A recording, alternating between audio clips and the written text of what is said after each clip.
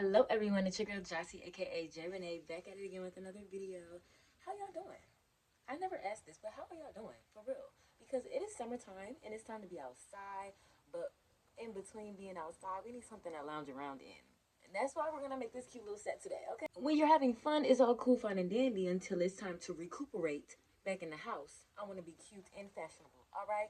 So we're gonna make a cute little summertime set today. We do have a summertime DIY series coming up because we're trying to be fine in the summertime. Okay, period. So I know you're gonna like this video, so give this video a thumbs up. Thank you so much. And subscribe to my channel if you haven't already. Turn the post notifications on so you don't miss a video. And without further ado, let's just get right into the video. So we're going to start with our fabric, our t-shirt and yoga pants that we're going to use as a template. Get your scissors, your cutting mat out, and your ruler. Roll out that fabric, and I realized this was not going to be enough for what I wanted to do, so I'm changing the fabric to something a little more suitable. It still stretches. I think it's a 4-way stretch, and it's like this printed material that I got from Scrap Be More. You know I love that place. I vouch for that place every day. So I'm going to lay out my yoga pants and fold them in half so that I can only use half of the pant. I only need like the front and back pant leg, and so to do that without cutting out your perfectly good clothing, just fold it in half, and then I'm going to go around and trace the shape. And so when I get to the crotch area, there's like an extra inch in there because we're doing the back right now.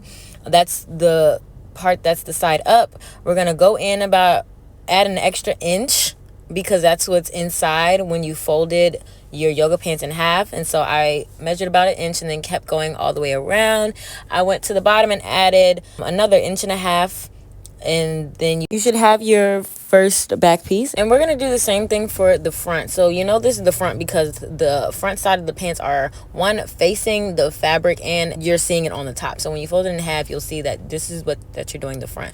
So just take your chalk or your pen or your fabric pencil, whatever, and mark around where your pants are. And I use my handy dandy French curve. If you don't have one, just connect the dots as well as you can. My crotch seam for the front is a lot shorter than it is from the back. Remember that, because your booty is just a little bigger than your front side, you know, typically on typical pants, you know what I mean? So I'm gonna take my rotary cutter and just cut that shape out just like we did on the back side, and take those and cut them out. And next we're just gonna pin them together.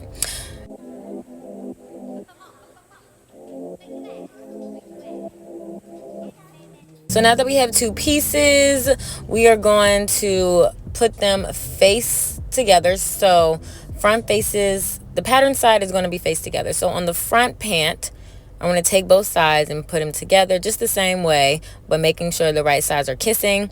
I'm going to pin where the crotch is, from the crotch all the way up to the top seam.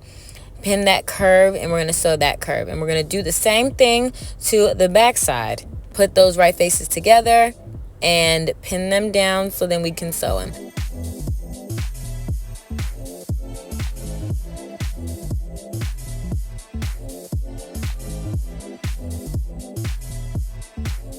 On your sewing machine, I'm just getting the best color that best fits. There's a bunch of colors in this fabric, so I'm just gonna go with whatever I have that is closest, honestly. So I turned into a zigzag stitch and went all the way down that curve, or all the way up that curve with my zigzag stitch, and then I did go over it with my serger as well, just to make those ends be all nice.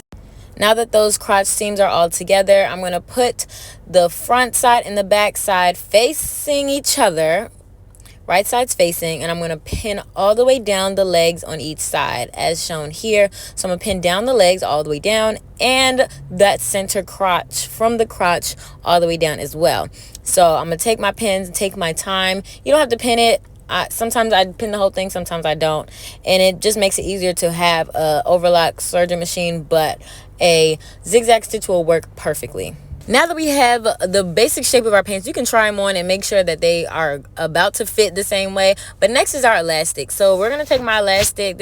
I got this elastic probably from somewhere, but in my regular roll of elastic, I just measured out the width of my waist, and it's about 25 inches. I know I'm a small girly, but I subtracted about 2 inches from that to give the elastic some space to actually stretch and do what it's supposed to do. So I'm going to measure about 23 inches. And so I used my elastic that I got from some other project and cut it down to my waist measurement, -2.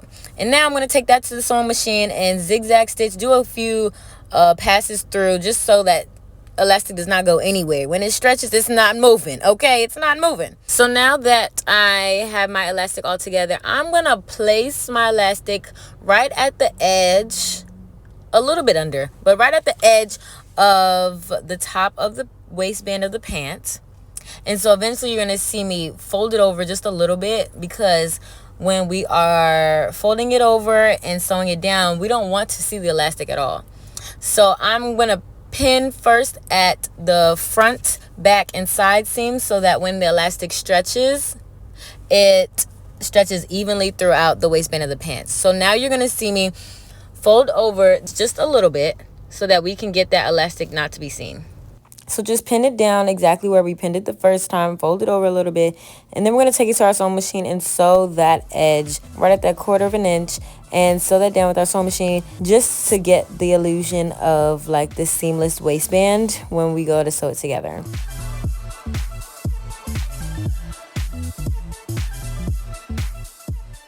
And so now we're going to fold it over the same length, the same amount of the actual elastic. So I just did one fold over, and I'm going to take it from the top. So I'm going to do a top stitch, but it's still going to be a zigzag stitch.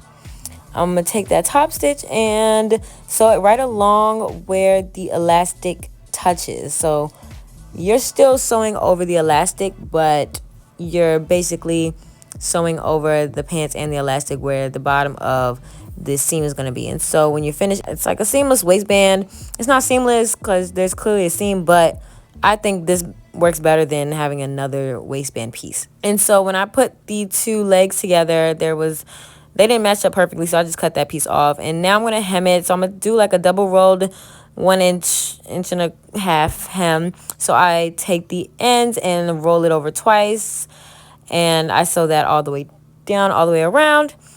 And now time for the t-shirt. I'm a small girly. I don't need that much for a t-shirt. I'm going to fold my t-shirt in half just like I did the yoga pants, and place that on the leftover fabric that I had from those pants. I had like literally just enough for that top. And I'm just going to trace it all the way around just like I did the pants, and use my ruler if I needed to, but I'm just going to trace out that armhole just like a regular t-shirt shape. It should look like a t-shirt shape. Everybody knows what that looks like. If you don't know what it looks like, take out a sleeveless t-shirt and look at the shape, and it should be the same thing. So I took out my French curve ruler and made sure those curves were perfect. And if you don't have one, that's okay. Just follow along with whatever your shirt looks like and make those lines real crisp. And then that's your front of your shirt, and you're going to do the same thing. I marked F for front, do the same thing, and do the back. So keep that t-shirt folded in half, but fold it the other way around. And the main difference about this back part, since it stretches, the main difference is the neckline is a lot higher than it is in the front, because you know you got your neck in the front, and up in the back it goes a lot higher. The armhole is slightly different, but you won't tell with this t-shirt. So it should look the same thing. You can usually trace your front and back. Just make the neck hole not as deep as the front is.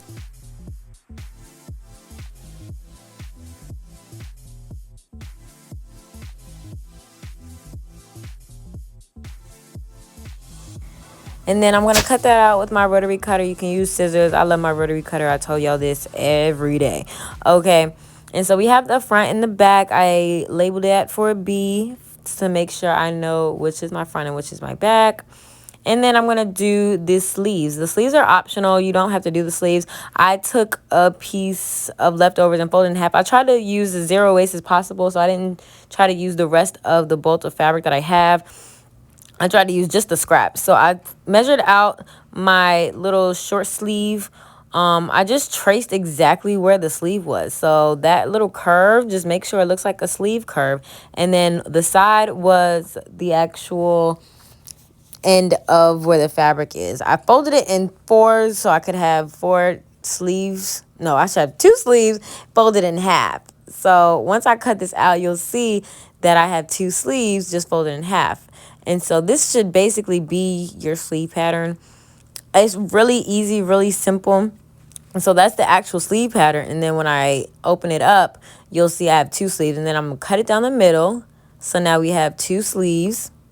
And then we just have to sew those down together. And so those little parts that you saw, we're going to sew those down. But I'm going to show y'all that later. I'm going to go back to my front and back top pieces and place them right sides facing each other. I'm going to sew down on the shoulder seams, or I'm going to pin down on the shoulder seams and then sew them down. So I just put two little pins up there. You don't really have to pin it, but to each their own. I'm going to pin it all the way down. And then take that to my sewing machine and do that zigzag stitch again with the overlock afterwards, so it's all nice and neat on the inside. And for my sleeves, I'm going to take those tiny little sides that we cut. I don't have exact measurements, but if you look up a sleeve pattern, you'll see what I'm talking about. And sew those down just to make sure those are together. And so once they're all sewn down, everything is done. I also hemmed the sleeve just like a 1/4 inch, did a little zigzag stitch, folded it over. And I'm going to place the sleeve right side facing inside the inside out t-shirt, if that makes sense. I pinned it at the bottom where the side seam of the t-shirt and the side seam of the sleeve matched up, and then pinned it at the top, the tippy top as well, and then filled it in with some pins and stretched it a little bit just to make sure it was even all the way around. It's not perfect, but it will do. And I'm gonna pin that inside the shirt. Make sure the right sides of the t-shirt are facing where the sleeve is as well, because when you turn it inside out, or if you pull the sleeve out, it should all be white on that side. And then when you sew it down and turn the sleeve and the t-shirt right side out, it should all be colorful. So just take your time with that zigzag stitch.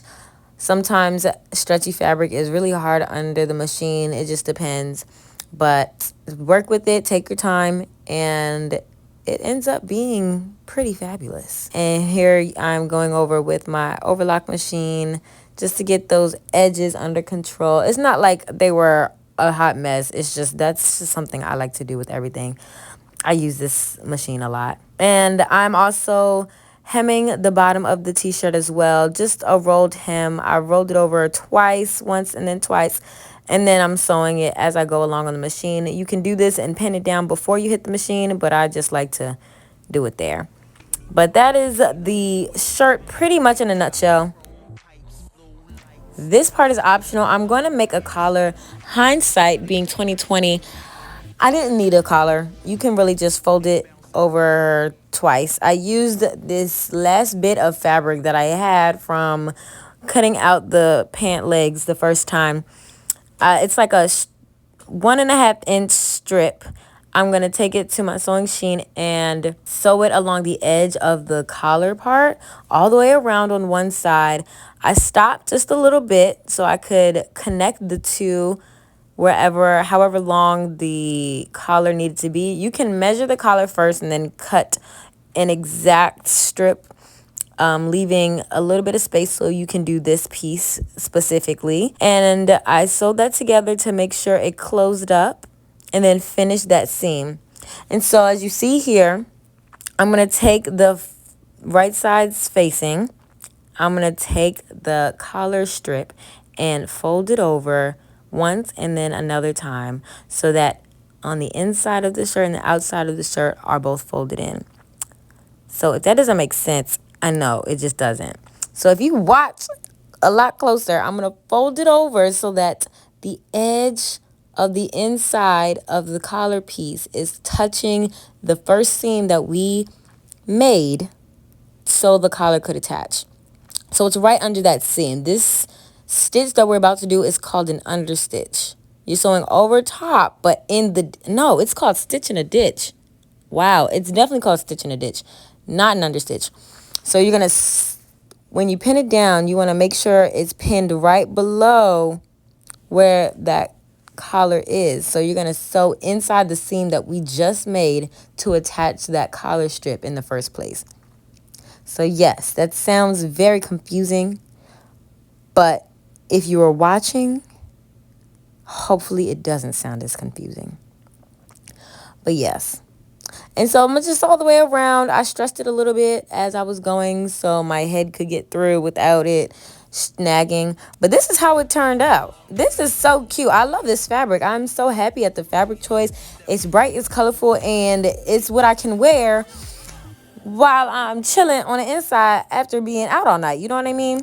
It's cute, it matches, and it makes me feel good that I made it. Okay, so let me know if you try something like this, and thank you guys for watching. Make sure you subscribe, and I'll see you on the next video. Bye.